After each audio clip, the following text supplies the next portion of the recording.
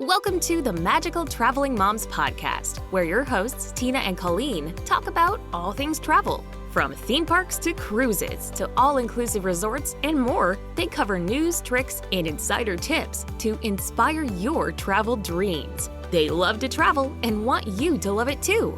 Find out their best-kept secrets and learn how to make your next vacation extra magical, right here on the Magical Traveling Moms podcast.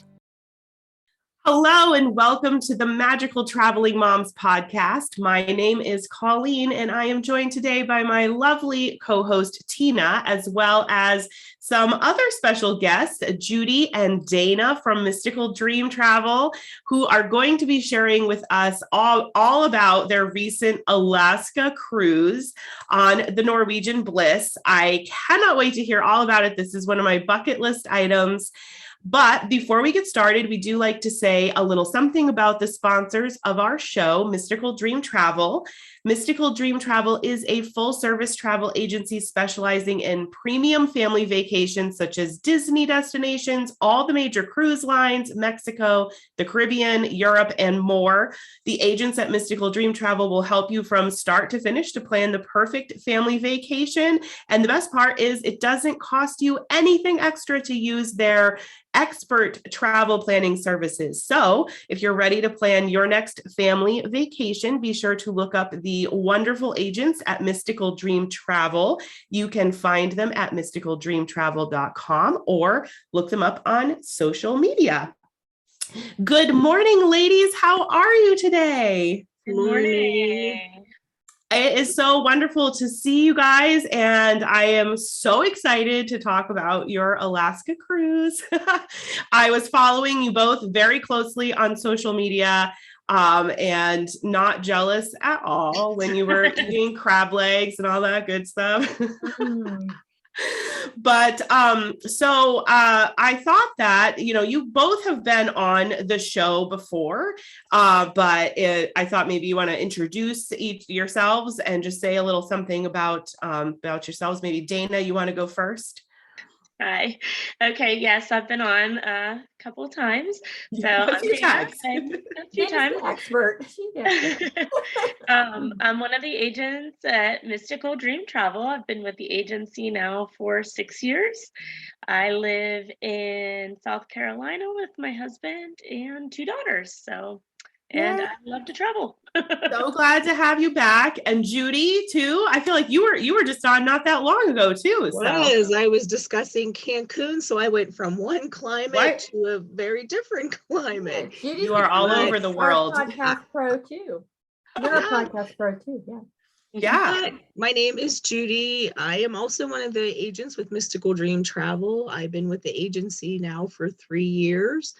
I live in Pennsylvania with my husband and my daughter and 2 dogs. And I love travel too. All over. Both all over. And cold destinations, right? Yes. Right. Okay, so let's dive in. I thought we would start by maybe you guys could tell us what the itinerary was for your Alaska cruise. Go ahead, Dayna. So we had a 7-night cruise on Norwegian Bliss out of Seattle. So flew into Seattle the day before. Judi could talk more about that because I was later in the evening, so I didn't get to do a ton in Seattle. But we had a sea day at first, and then we hit Juneau, Skagway, sailed through Glacier Bay, Ketchikan, Victoria, British Columbia, and then came home. Wow, you guys got to go to a lot of places. Yes. That's amazing. I know it does. It sounds so amazing. So yeah, Judi, why don't you tell us a little bit about Seattle? I have never sailed out of Seattle. What was it like going in there? What's the port like? And what you got some time to explore Seattle too? I did. And that was one of our travel tips. When you're cruising somewhere, fly into your port city a day early and take advantage of getting to spend time in that area. So I went to Seattle. I got in around noon, went to the hotel. It took Dayna and I a while to pick a hotel because we wanted something close to the port, but we also wanted something with breakfast included. So I was able to find something. But I took time and I walked over to the Space Needle.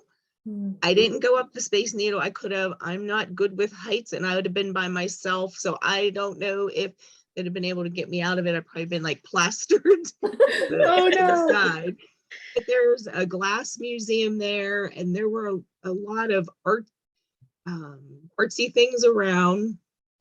And then I looked at my phone and my map, and I was about a 20-minute walk to Pike Place Market. Ooh. So I took advantage and I walked down there, and I got to see them throwing the fish. And I was so excited about them throwing the fish. I didn't get it on video, but but it was still really neat to see, and all the fresh crab legs and the different kinds of fish.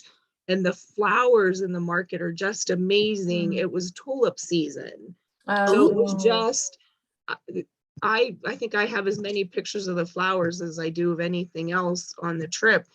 But the colors and the styles, and people were buying bouquets, and they had ideas for weddings, and just the sounds and the sights. And I went to the original Starbucks. Ooh, I was going to ask you if you had any Starbucks. I did. I went to the original one. Now, you're not allowed to take video there. You're allowed to take pictures. And the wait time, that's interesting. It is interesting. And the wait time, there's a line outside. I think I waited maybe 30 minutes. I didn't think it was that bad. So I stood and waited in line, went in and ordered and bought a couple things from there, and had a Starbucks from the original Starbucks. Awesome. So then that was, it was pretty neat. And then I walked back, waited for Dayna to come in, and then she can tell what we did after she got in. Yeah. Yeah, we just walked around, found some place to eat dinner, and I got to walk up to the Space Needle. I didn't go because I knew that wasn't really Judy's thing, but we got some pictures and just walked around. You definitely need to climb some hills in Seattle. So that was definitely getting our walking on before getting on the ship. So, but just walked around the evening, grabbed something to eat, and head back to the hotel so that we could get some good rest and get up early and head to the ship the next morning. And it was a super easy, maybe 10 minutes, I would say, from our hotel in the port. It was so cool because I'm used to sailing out of Florida port. That's really the only, I've done New Jersey, but mostly Florida ports, and it always seems like the ports are kind of away from the main towns and cities and things like that. They're off on their own, right? Yeah. This is literally like right in Seattle, like right in town. Oh, wow. You could walk to the port. We technically probably could have walked to the port if we wanted to. It was really cool. It was like that in New Orleans too. It was like the port is like literally just right there, and you could walk to it. It was really so weird. It's weird. That's awesome. You guys got to explore Seattle, and that's a great tip for our listeners that you should fly in the day before your cruise also, just so in case anything happens, because the ship is not waiting for you. But it is also cool especially if your port is somewhere neat like Seattle, then you can explore it. So that's so fun. Seattle is a really cool town. I was there, it's been a very long time since I've been there, but it is very, very cool. I highly recommend it. So Judy, you have to go back and you have to do the underground tours, because I think you would love that. Oh, that would be right up your alley. So, underground tour sounds cool. It is cool. I did it. It's really interesting. So I highly recommend it. On my list for next times. Yes, absolutely. Exactly, right? You have to make a list of the things you didn't get to the first time, right? Yeah, because I definitely there was so much, and just the museums and the just so much to do. I was like, oh man, like I wish I had an earlier flight that day. But wow. So you guys went to a lot of different ports. Was there one that you had that was your favorite port? I know I did. My favorite was Skagway. So it was just the coolest town. It was just amazing. Just old gold mine town. The sidewalks were like a boardwalk type, like with the boards, like you could stand in the middle of the road and there's like no cars. And Oh, there's wow. homes everywhere. And it was so beautiful and I loved it. So is it a small town, like not a large population or anything?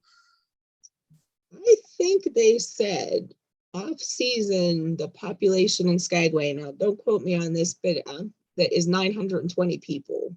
Oh, wow.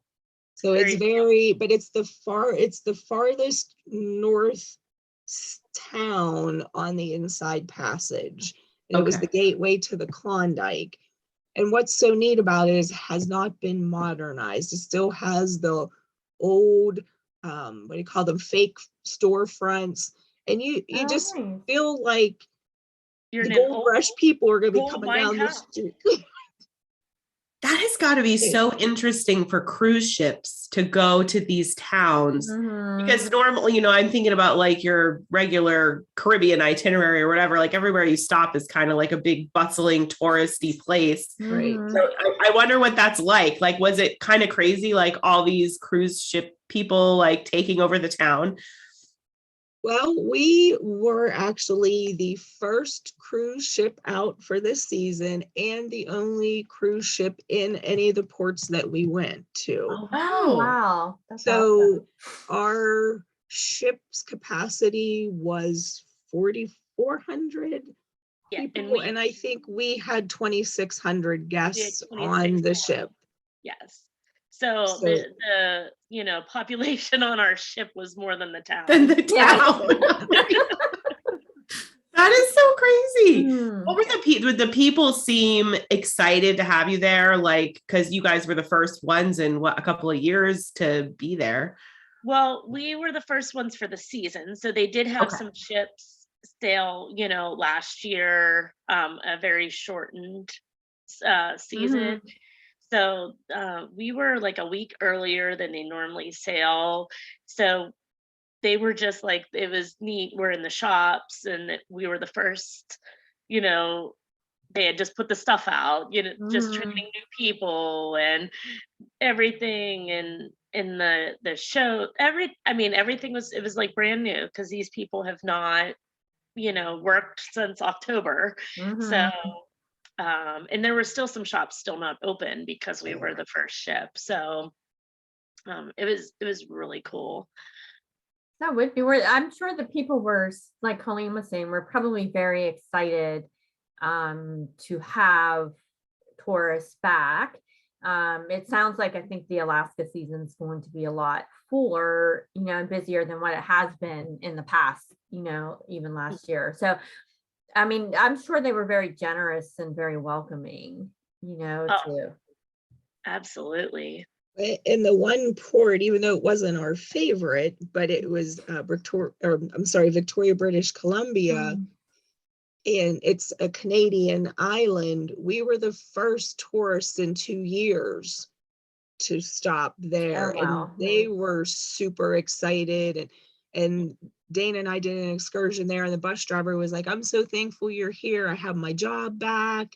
And, he did different things in the meantime, but this is what he loves to do, and he loves the tourists. And to me, it was kind of humbling to realize that these people hadn't had anybody for 2 years, and that's when you look at their economics, their biggest producer is IT, and then second is tourism, and you figure for 2 years. I almost was teary-eyed over that when he was talking about so excited people there. I think when you travel now, and we all have traveled even throughout the last couple of years, I think there's a new appreciation for these destinations that rely on tourism for their business. Of the tourists coming. I think they're so appreciative. And then as a tourist, or, it just makes you feel very welcomed and excited to be there. So Yeah. Because there was a lot of new, like on our excursions, there were a lot of people that were either new or hadn't done it in years. And, so it was always, oh, this is, my first time, or, you guys, sorry, I'm a little rusty. It's been 2 years. I mean, but it was really amazing. It was really so amazing. Awesome. You guys did a few different excursions. So did you have a favorite excursion that you did? Yeah, Judy. Oh boy. Probably tough. It is very tough. In Skagway, we did the White Pass Railway, which goes from from Skagway up to Canada. And when we got to Skagway, it was raining. And when we got on the train and we started going up, because it goes up into the mountains, it changed to snow, and it was beautiful. Wow. It was so neat because there were people on the train that had never seen snow. There were people on the train that hadn't seen snow for a very long time. Oh, wow. And it was just so exciting. And they did discount the excursion because you couldn't take the full train ride. But it was just, the scenery was beautiful, and just to realize that when they built these train tracks, they started in Skagway, and then there was a group that started in Canada, and they built the track, and it had to meet in the middle. So the way, and they don't have the technology that we have today, and computers and, different programs. This was all done, and it worked out. I mean, it met right where it needed to meet. Wow. But I loved the whale quest that we did in Juneau, because I love animals.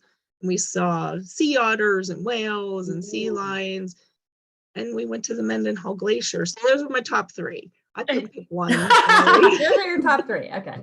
Top three excursions. And I think those were my top ones. Hard to pick. I loved the railway. It was amazing. I wish we could have gone further, but just because we were so early in the season, the weather conditions didn't allow for it. But it was unbelievable. I mean, just the sights. There are no words, and pictures do not do it justice. So, and it was just very cool to be on the train and going, and, at some points you look out and you're like, whoa, that's a long way down, Oh no. Yeah. Because you're up in the mountains, and it was just gorgeous. But walking to Nugget Falls and seeing the Mendenhall Glacier, like basically as close as you could get, was awesome. And the whale quest was also amazing. You just have to survive the elements with that one, because it was freezing. So would you say that on Alaska, like I've never done an Alaska cruise, and mostly I've just done Caribbean, right? Right. And like on Caribbean cruises, it's like, you could get off the ship and you don't have to book an excursion through the cruise line, or, like you could just wander around and do your own thing. But I feel like maybe in Alaska, it would be different. Like in Alaska, you really want to do an excursion. Would you say that is true? I think so. Because again, like you said, this is like a bucket list trip. I mean, really, how many times do you go on an Alaskan cruise? So you definitely want to see those sites. And yeah, the towns are cool, especially Skagway. Like it's super small, but we could have walked around and, but you want to go in and you want to see the scenery and see the history. And I just think that's so important. Whereas a lot of times when you go to the Caribbean, especially, how many times could you really go to Nassau? I mean, I've been there, I feel like a gajillion times. I don't even do an excursion there anymore. It's just like walk around, whatever. Right, exactly. Yeah. Been there, done that. So this was just, you definitely want to and there are a lot of options, to choose from. So I think too, things that you would see when you would go different times of the year would change. For example, when we went to Ketchikan, we did a rainforest excursion, and everything was just starting to bloom and it was beautiful. But they said if you go later in the year, when the salmon are spawning, the salmon swim upstream and the bears come out and go after. So it was beautiful to see it now, but if we go back, when I go back again, because I'm going back. You're right. I'm ready to go back again. But you would, if you would go later in the season, you would see more wildlife, and it's more. And then if you go later in the season, it would still be different. So I think this is another destination that you could go different times of the year, and it would be different every time you go. Yeah. Ooh, you have to pick which time of the year would be best to start out with, right? Yeah. Yeah. So now there was one like destination you went to that wasn't a port that you actually got to get off of the ship. What was that like? Go ahead, Judi. Okay, well, that's Glacier Bay National Park. And you go into Glacier Bay, and there are different types of glaciers on the way in. And as you enter, park rangers actually get onto the ship. Oh, cool. It's very neat. And they talk about, they're coming over the loudspeaker and explaining different things. I think there's tidal glaciers and different ones. And the boat goes into the bay, and it just so slowly circles around, and there is a huge glacier, and I don't remember the name of it, I apologize, but as you're going up to it, glaciers move, they're moving and constantly changing, and they do something is called calving, and you'll hear sounds like cannon fire or gunfire and a bunch of pops. It's really loud and really weird, and then big pieces of the glacier will actually break off and splash down into the water. Oh, wow. So we were able to see a little bit of it, but it's kind of scary. It's kind of neat. Well, and when you look at a glacier and you think about it, you really only see the tip of it, and you don't realize how long they actually are, how far they go down into the water. But no, I'm getting visions of the Titanic. I was thinking that too. Not an iceberg. Right. And the pieces, I have a quick video of one. They'll roll, so they'll even change as some of it melts off in the water. They'll roll and change their position in the water, and it's just so neat because as we're going up in there, and you see pieces of the glacier going past the ship. They're shades of blue, they're white, they're black, and it's just, I'm going to show my age here. There was a photographer, an artist when I was younger. His name was Ansel Adams, and he did. I love Ansel Adams, and he did things in black and white. Yes, and some of my photos made me think of Ansel Adams' artwork because it comes out black and white, and it's not touched up. It's not. And then a piece of the blue glacier would be floating by. So you have this black and white scenery in the background and this light blue. Oh, wow. Wow. I mean, that sounds amazing. It's beautiful. And you're out on the deck, and we're out on the deck to see as close as we could get to the glaciers. They're walking around passing out blankets. You could get hot cocoa. Everybody's sitting out there.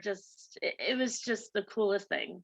It's so funny to think about that. When you think of cruising, you usually think like Caribbean, and it's hot, and you have your margarita, and there's like a pool party going on. You're having blankets and hot cocoa and looking at glaciers. I love it. Yes. It's definitely, I think, a place you need to take a very good camera. Yeah. Yes, absolutely. For some amazing photos. Absolutely. And I wish I would have had a good camera with me. But Oh my gosh, I that still is don't even so know cool. like, if a good camera would do it justice. Like, I'm just, sure it wouldn't. Yeah. Right. you know, It's I mean, hard to capture something that just really needs to be experienced in person. Mhm. right. Exactly. And that's a great way to put it, Colleen. That's Did you fabulous. see a lot of wildlife? Was there wildlife in the Glacier National Park area? Or even while you were cruising, like, did they ever say like there were whales outside or something? We saw sea otters. Oh, cute. So it just looks funny since they're like floating on their backs or whatever. You just see like their pointy little faces. So, and there were some people that said that they saw whales from their balcony. I did not see any while on the ship other than like the whale excursion that we went on. I have to just be in the right place at the right time to Mhm. catch them. Right.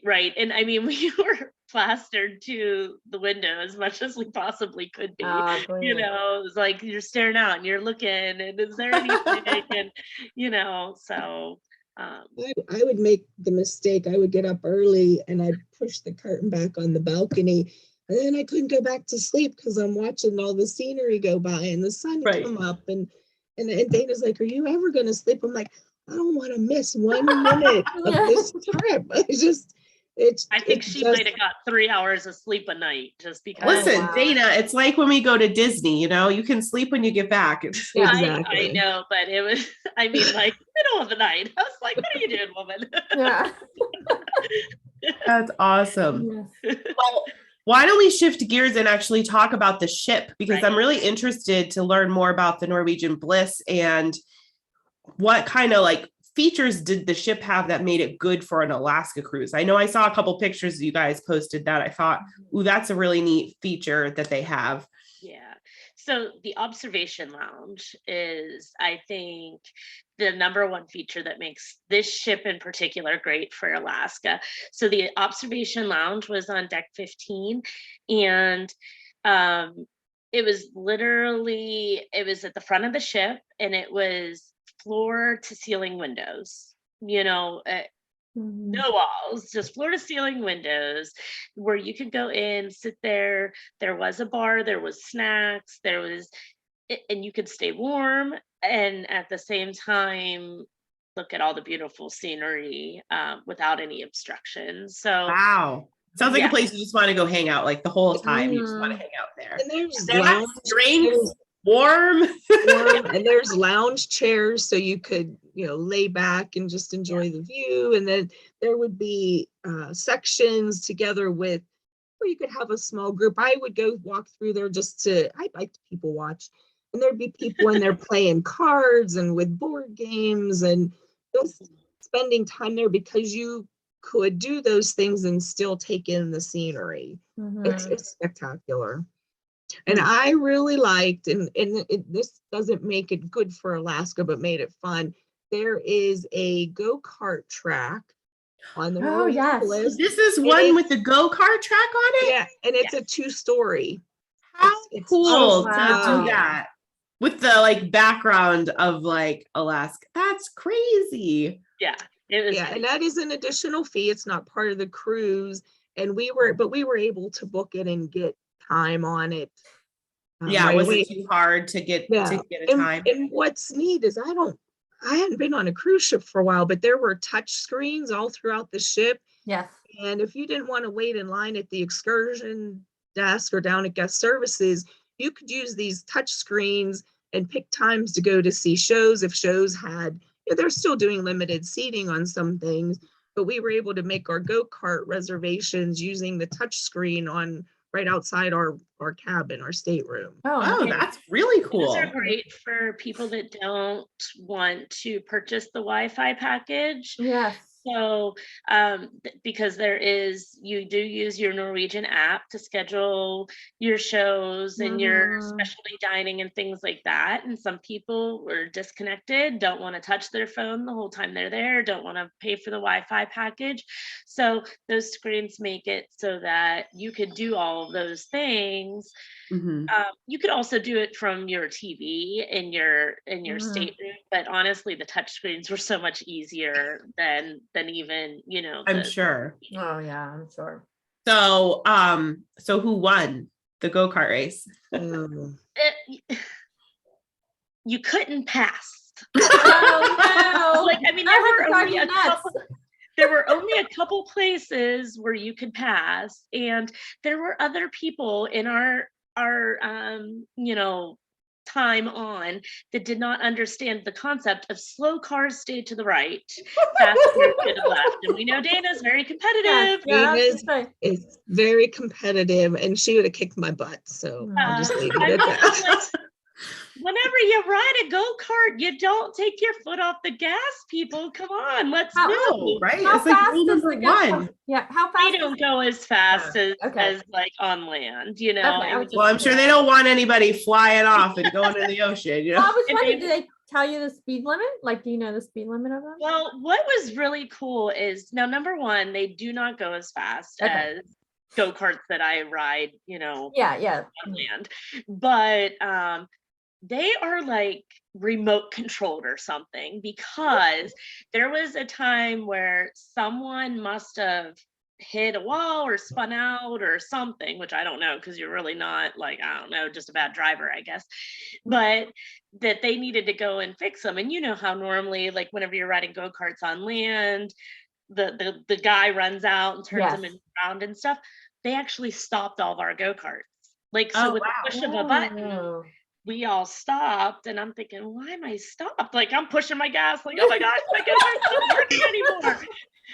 And here, then I saw somebody run out and, you know, must have fixed somebody, and then we started again. And then whenever, you know, we had the checkered flag and you're coming in, they like turn it down to where even if you have the pedal to the metal, it's not going fast, you know. So funny. Okay. It's remote. So well, that's very interesting. Yeah, they can control. They can control the speed. Right, but and here is another very cool feature: Deck 20 laser tag. Yeah. Oh, fun. Laser tag, fun. Did you do it? No, I didn't. There was so much. I think I need to go on another Norwegian Bliss cruise, because there's so much to do. I ain't get to do it all. Yeah, it's a big ship. It's a pretty big ship. Yeah, it is very. Yeah, I was thinking, like, with a cruise itinerary like that, and you have all those ports, and plus you just want to go to the observation deck and like stare at the beautiful scenery. How much like activities are you really doing, you know, on the ship, even though they have all these amazing things going on? And they had so Norwegian has Broadway shows, so they are actually the same Broadway shows, the same, I don't know what you call it, like the exact same show as you see on Broadway. Yeah. Wow. Like the runtime's technically 10 minutes. This one was like 10 minutes less than what you would see on Broadway, and there's no intermission. But other than that, it is the same thing. And we saw Jersey Boys. That was amazing. It was amazing. It was so good. It was so good. Awesome. What other entertainment did you guys get to have? We saw the Company Men. Yes. Which is, and I'm going to say it wrong, mashup. Yes, mashup singers, so they would combine songs, which was very interesting. Like songs from 60s, 70s, 80s, whatever, you know, like they just put them all together and harmonized, and they were very good. No, nice. That's awesome. So, you know, my favorite thing to talk about, food is the food. So first, I want to talk about what food you got to eat, like in Alaska, like at the ports and stuff. I know one thing that you guys got to eat that I'm super jealous about. But what was some of the great food that you got to try in the ports? Well, this is my second cruise to Alaska, and my first one was in 2016. And when I went into Juneau, there was this little shack right on the waterfront, and it was called Tracy's King Crab Legs. And all I talked about as soon as I knew I was getting to go was going to Juneau and getting crab legs from Tracy's. And I kept checking them online, and it's closed. And I'm like, oh no, I'm not going to get there. Well, Dayna and I walked past, we were on our way back to the ship, and I was like, oh, there's lights on. So we went in and we ordered a pound of king crab legs. And they were so nice. They're like, oh, we're going to close, but if you order now, we'll make it, we'll have it for you. So we ordered, I forget what it came with garlic bread, I think, the crab legs. We each had a soda. And then there were other people in there eating, and they left, and the lady came over. The other people had ordered an appetizer of the crab cakes. And the people would laugh. So they were like, here's some crab cakes. So, but these crab legs. It was, I can't get it on screen. It was like the size of my whole body. I mean, oh these things were ginormous. I saw the pictures and they looked amazing. And they were delicious. I bet they were. I love king crab. I haven't had it in forever either because it is so dang expensive. Yeah, we're not here in the States. Yeah. We splurged. We definitely did. And we split a pound. I know you said a pound. I'm like, a pound is not enough. What are you talking about? Yeah, I know it's a lot. The price tag on the pound was. I know that it's really pricey right now, but oh my gosh, it is so good. Oh, I'm so excited that they were. Oh, it was like just serendipitous. Like it was. Beautiful pixie dust moment you had there that they have. And I think that's, well, we didn't eat anything in Skagway. No salmon?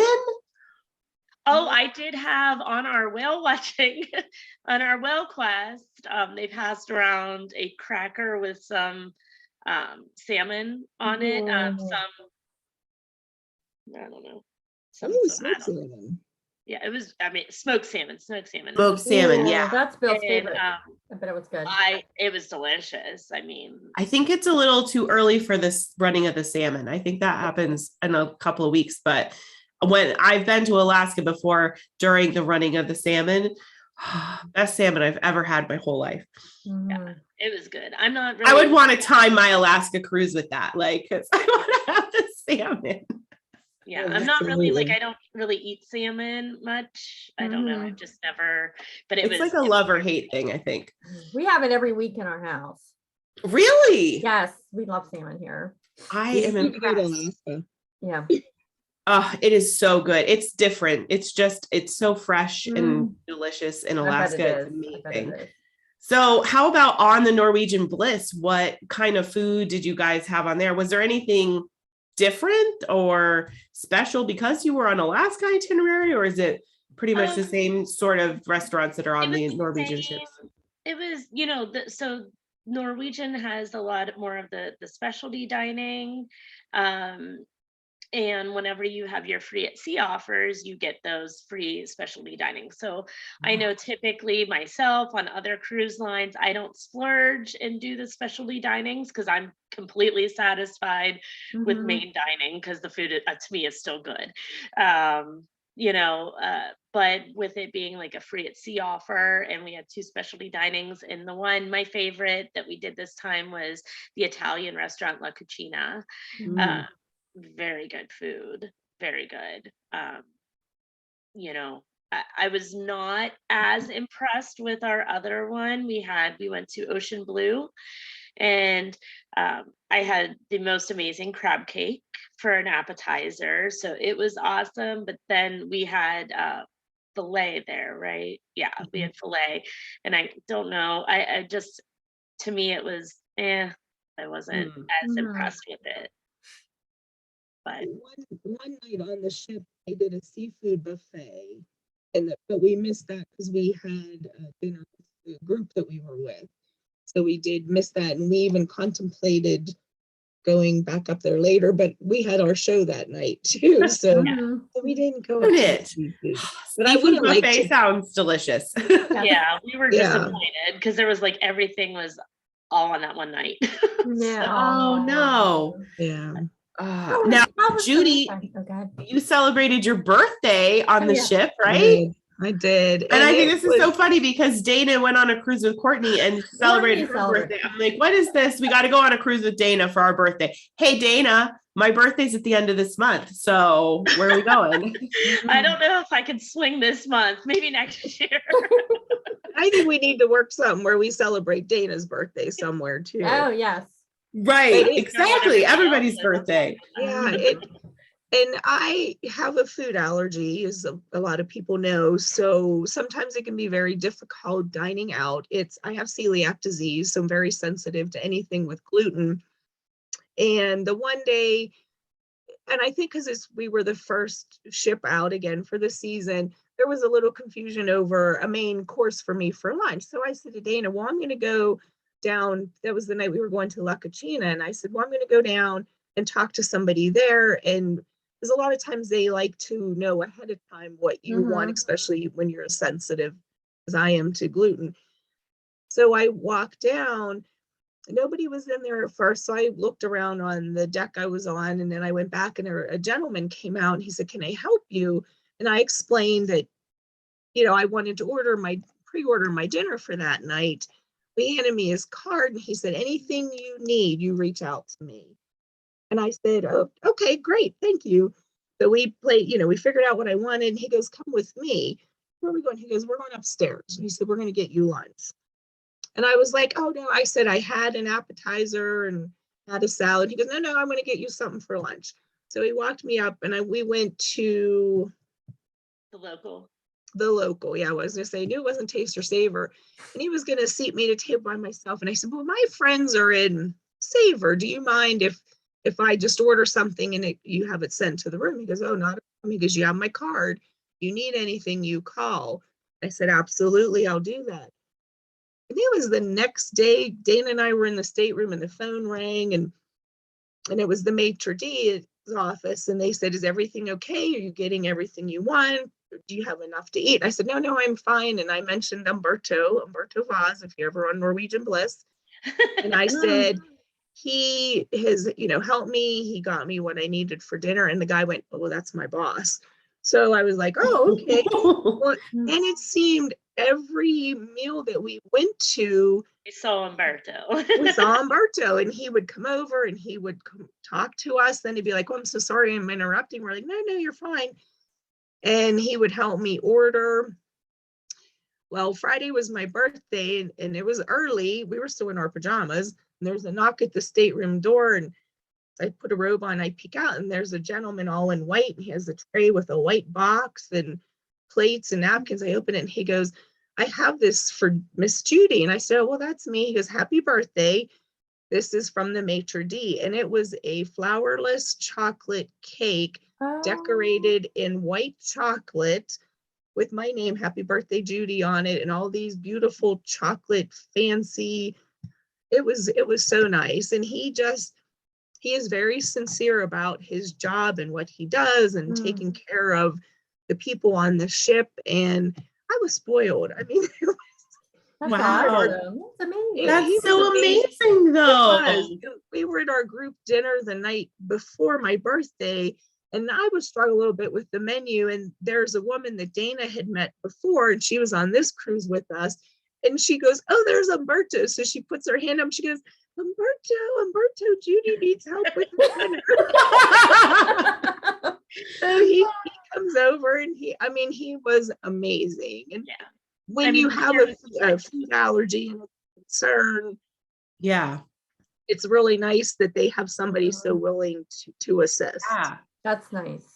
That is amazing. I love that. Thank you for sharing that, Judi. Another pixie dust moment. So many pixie dust moments on this cruise.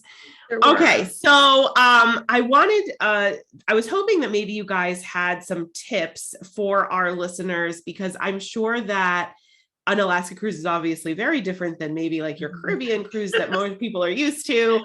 So first of all, what kind of packing tips? Because I'm sure the packing list is a little different when you go to Alaska. Well, I am an overpacker no matter where I go, but then whenever you're packing boots instead of sandals, that just really doesn't jive. So I did buy the the packing bags that, like the sealed where you suck the air out of them. Mhm. And those worked great. I totally overpacked. Layers is key, but one of the biggest things is rain gear.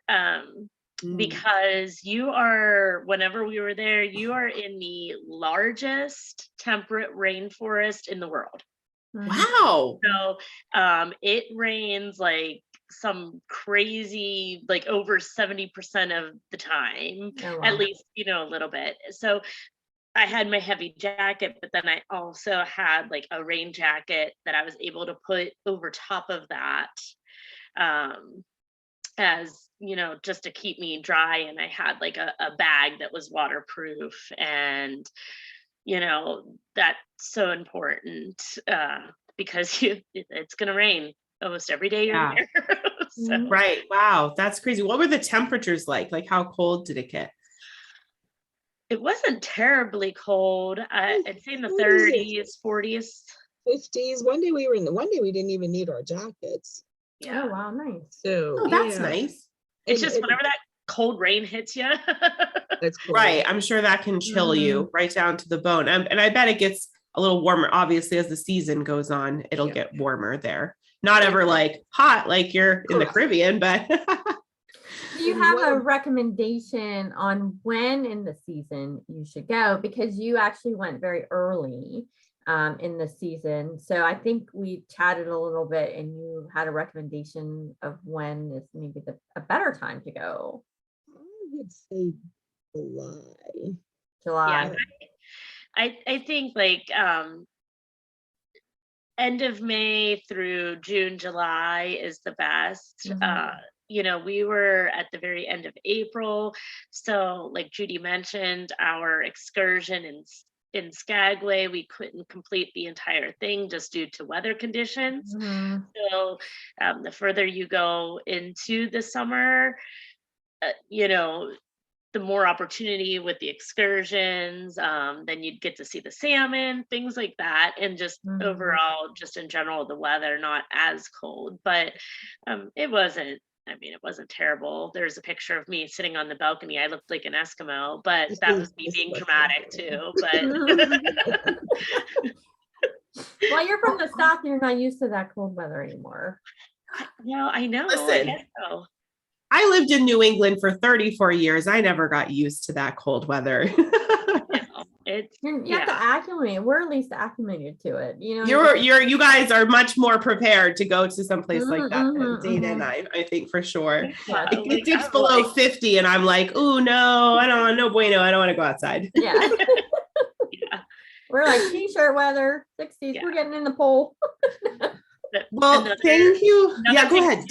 Don't forget your binoculars. The binoculars. Oh, yes, and a good camera, as we already discussed too. You want to make sure you have a good Yeah. camera. Binoculars, that's a great tip because I'm sure there's a lot of great things to see like from your balcony. I would think a balcony stateroom would be a must.